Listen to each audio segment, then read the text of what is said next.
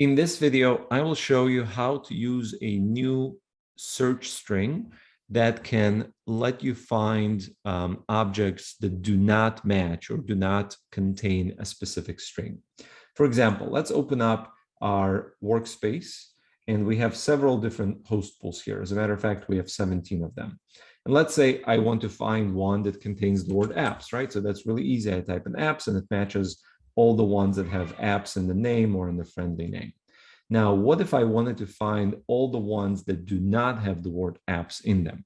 The way that works is we now put in a minus, we open quotes and type in the word apps, and then we close quotes. And what that does is it will filter out the one host pool that had the word apps in it. And you can now see that there are 16 shown out of the 17 total. And that is because the one that contains the word apps is filtered out and happens to be this guy.